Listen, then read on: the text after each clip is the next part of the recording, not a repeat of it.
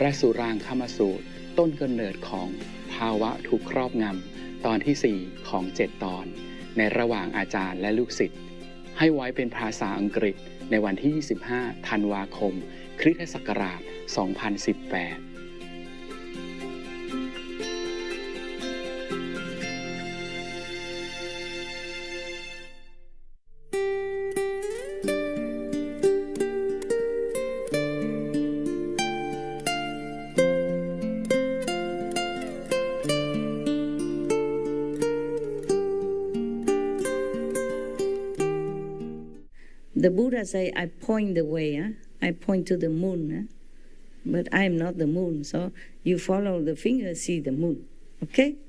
Now, so if he fall into the Avicii hell, that is terrible. That is a relentless hell. It don't give you any tea break. Remember the story I told you? There's some hell has some tea break, some coffee break. Yeah, there was one person who didn't do any good thing in life, did some bad thing, not too that bad. So he died, he went to hell. I told you this story already. And then, because he is not all that wicked and evil, so he has a choice. He can choose his own hell. Yeah. So he went here and there. He said, oh, this hell, they're boiling people in oil. This one, they're chopping people alive. That hell, they're crushing people again and again. And you feel all the pain and suffering, but you cannot stop. And you cannot die. In this world, even if you are punished or you are killed, you die.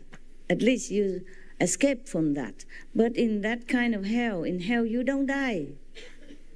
You continue to suffer forever. That is called Avicii hell. Relentless. That one did non-stop. Okay, so that guy, he went to see so many hell and he said, oh no, this is terrible, that's terrible, terrible. And then he went to the last hell, he saw people standing in filthy pit, with excrement in it. But they're standing there half up to their waist and drinking coffee or tea. Yeah. And he said, okay, this one not bad, at least I can drink coffee and tea. Standing in the field is bad, but okay, can drink tea. Okay, so he said, okay, I stay here. And after he said that, and the bell ring, the devil say to everybody in the filthy pit, okay, tea break over, turn your head back upside down. Okay. It sounds funny, but don't get there, huh? Mm-hmm. But that is not Avicii hell. Avicii hell is relentless, never stop, and it's all kind of punishment, suffering, and pain forever. Yeah? And like the story I told you about somebody who been killing chicken to make food, and then he repented very sincerely, and the hell make him swallow burning coals, remember? But that was because he already repented. And he is allowed to take that punishment to cleanse his sins immediately. And then he can go back and begin his life anew and can practice spiritually, can be pardoned. But if it's not for the Bodhisattva, Kuan Yin Bodhisattva intervene, he would not get off so easily like that. Not just by swallowing this hot, burning, suffering cold, but he has to suffer longer. Yeah? Longer. And have no chance to meet any master or bodhisattva to redeem and to be a practitioner. So the Buddha continued, you should pay attention. I will now explain this for you in detail. How compassionate is the Buddha? How patient? I don't know if I have that much patience like the Buddha. But of course, he's a man, the more stressful, the more work, the more tough. Formerly, when the matriarch system was still in full gear, the men, of course, do all the heavy job and stressful job. Women are the director of the company, group, or house. Yes, she's the brain, the think tank. Nowadays, we have more and more women in the political arena. Arabian even now have more women in their parliament or in their government. You see that? Before, no, taboo. India has a female president. Oh, I was surprised all the time. India, maybe, but this Arabian country, huh? Women go out, have to cover. I have to have a company of a man. And now they go into politics. Appointed, invited to, even. Incredible change in our world, huh? Yes. So much change. I'm so happy. Yeah. Thank God. Thank God. Thank Buddha for blessing our world. Please give us more blessing as much as we can take it. Buddha and God would have blessed us more, but we can't take it. The people in this world is like infant, you know? You cannot give too much good food. Slowly, slowly. I wish it could be done like yesterday, but it's doing fine, yeah. Now, Ananda stood up and with the others in the assembly who had more to learn still, meaning they're not completely awakened without learning. They still need to learn. Yeah. Bow joyfully. They quiet themselves in order to listen to the compassionate instruction. The Buddha told Ananda and the whole assembly, thus, you should know that the 12 categories of beings in this world of our flaws are endowed with wonderfully bright fundamental enlightenment. What do you mean our flaws? You mean defects, yeah? Not perfect. So that means our flaws. So, translation, you know. Yes, it's difficult to translate from Sanskrit already to Chinese. And it's more difficult to translate from Chinese to Vietnamese, and Vietnamese to English, and vice versa. So sometimes some of the lecture that air on TV, I have to look if I have time. Yeah. Because the translation are not always perfect, yeah, and sometimes even opposite. So if I have time, I always look, yeah. I normally did not look. I thought, the teaching of all the saints, it should be perfect already. I don't check. But sometimes accidentally I saw something. I said, oh no, then I have to check. You understand what I'm saying? Because the translation is not always correct, yes. The translators, they work hard. They try as best as they can to understand, and then in order to make us understand. But if they did not understand completely, then of course, they just did what they can, their best, yeah? Maybe just like word to word. The Buddha told Ananda, you should know, okay, so all people in this world are endowed with wonderfully bright fundamental enlightenment.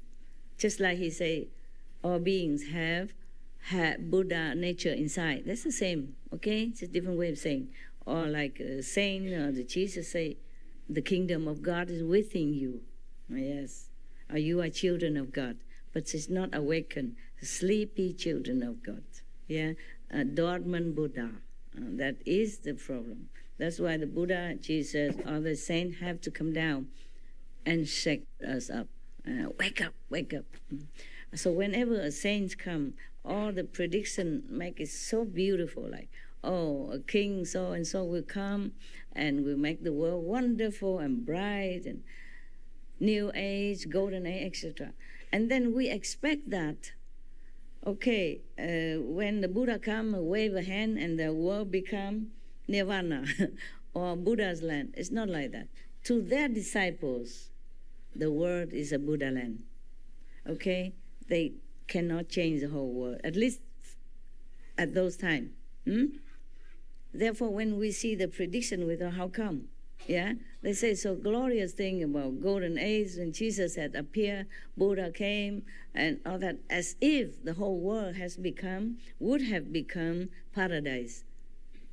It is like that for their worthy disciples, for the worthy followers. That is their world, yeah? The Buddha created that. Jesus created that. So his disciples live in that kind of blissful energy all the time, even with him or at home. anywhere in the society. So the Buddha say here the same, like all beings here have Buddha nature anyway, have inherent enlightenment and brightness. The enlightened perfect substance of the mind, which is not different from that of the Buddhas of the 10 directions. You have all that, what the Buddha have inside. Just sleepy inside, covered. It's a pity, no? Yes. Yeah, and it takes so long to reclaim it again. Take a lot of work to reclaim it again. But at least you know what are you going to work for. Huh? Just like you take a job. You don't even know if you're going to get paid. How long can you be in here with the boss kick you out tomorrow? How much will you get paid? That is very frustrating, right? But if you get a job, you have a contract, guarantee, work forever. Every month, 10,000 US dollar, bonus, benefit, Christmas, holiday off, 1 month vacation. Then you feel, oh, I work very hard every day, but I got something. It is worth it. It's the same. The light and sound and whatever scenery in vision for you, it's the payment. So that you know, oh, you got something. Yeah, but it's not complete yet. Understand me? You continue to work. But at least you know you get paid. But the payment is not all that you get, and it's not the only thing you get. The best is that your contentment, your happiness with your work, because it's a good job. It's a good environment, good colleagues, good boss. The boss is kind, generous, etc., etc. See? And the security of your life, of your family's survival, this is also important. The same, the light and sound are not all, okay? It's not the ultimate. It's just the reassurance, the precepts, the moral elevation, the virtuous, the loving kindness that you develop. That is even more important. The happiness inside you, that's even more important. You understand? All of that together is not just that, but of course the light and sound help you, make you happy, cleansing you, assure you that you go on the right path. Yes. Because we heard that all the saints have light. You know, God is light. God is love, yeah? God's sound is like the thunder, like the water. Yeah, if you hear that, you know, oh, okay, I'm near God. Or contact with God. In the Buddhist Sutra also mentioned like that. In the Lotus Sutra, the Buddha also mentioned this kind of water, the sound of the sea, yes?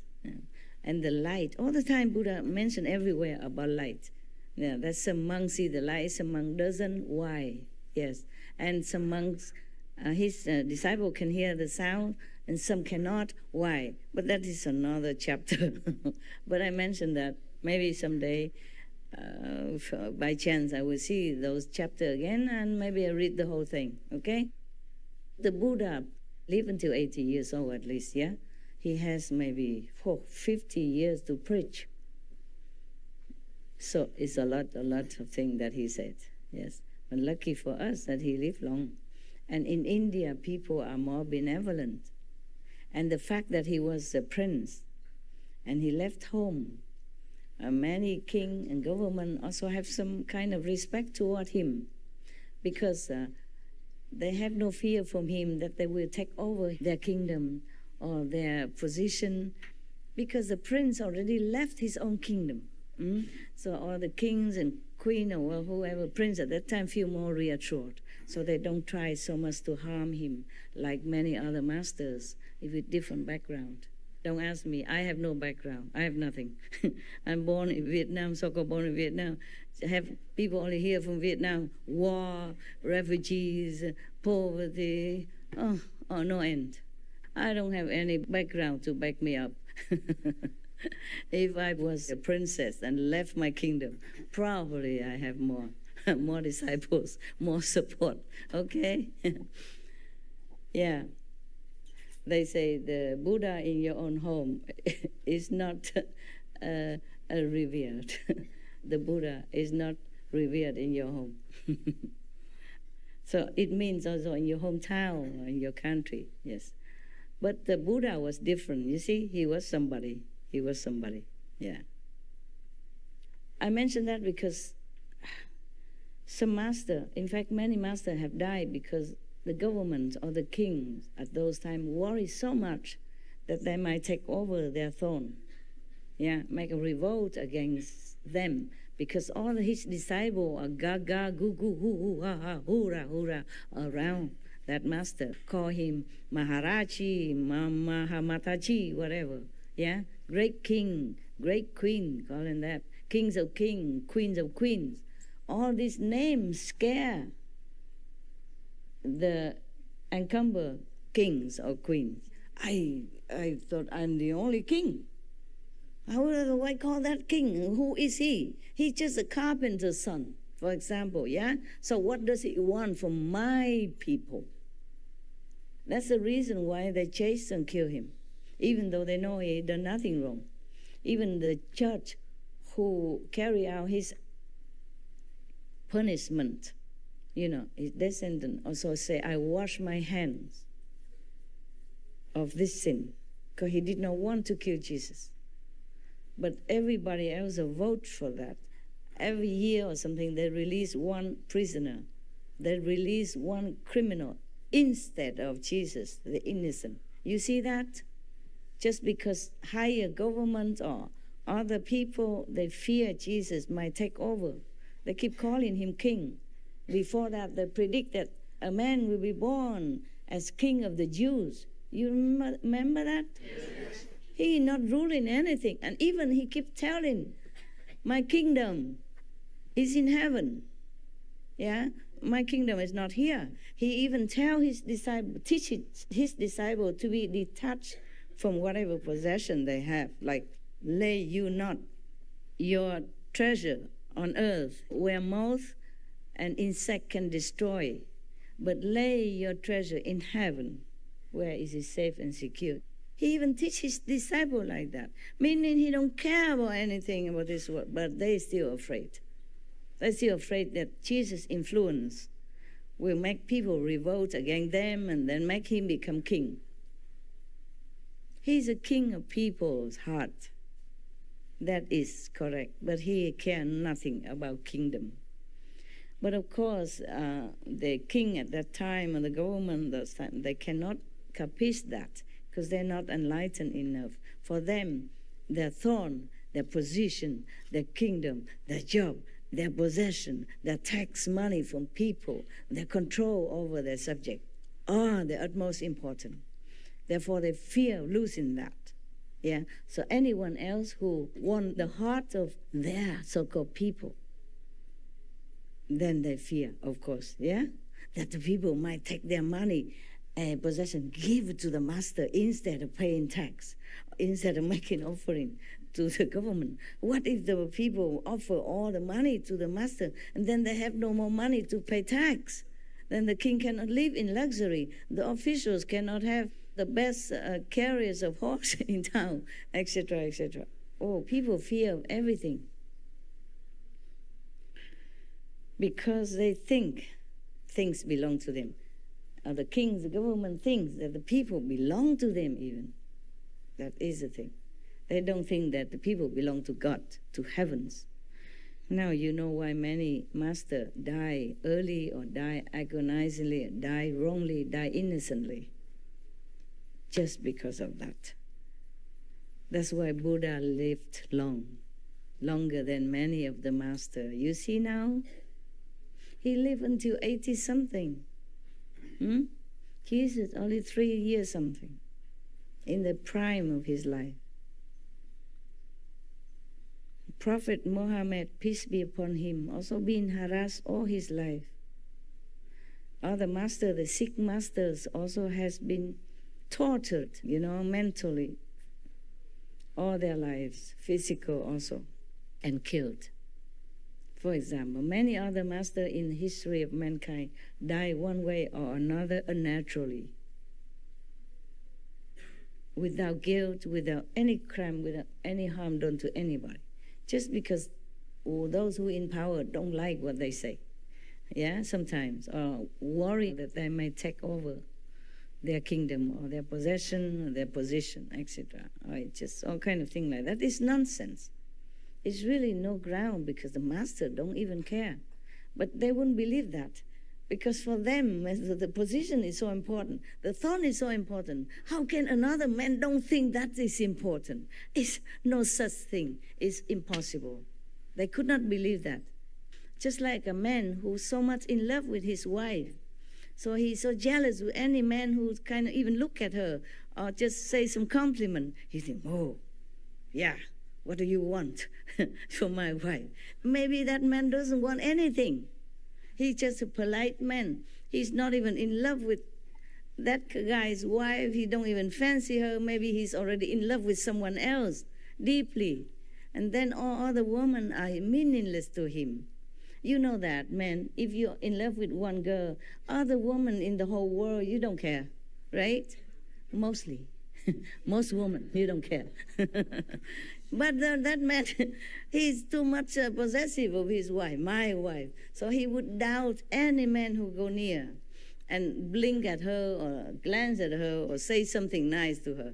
He's already feeling defensive because he treasures his wife too much. Just like the king treasures his throne, his position, his richness, his power, fearful of any other man or any human being who possess power like him that win the hearts of other beings. Yes, that the king might not even win at all. That maybe the king know, okay, the people only fear me but not love me. And then this guy, oh, he's nobody. Everybody loves him. Run after him, worship him, touch his feet, bow to him, giving him this, giving him that, do anything for him. Oh, then he wanted to be king, huh? You want to compete with me. You see what I'm saying? Jealousy is terrible.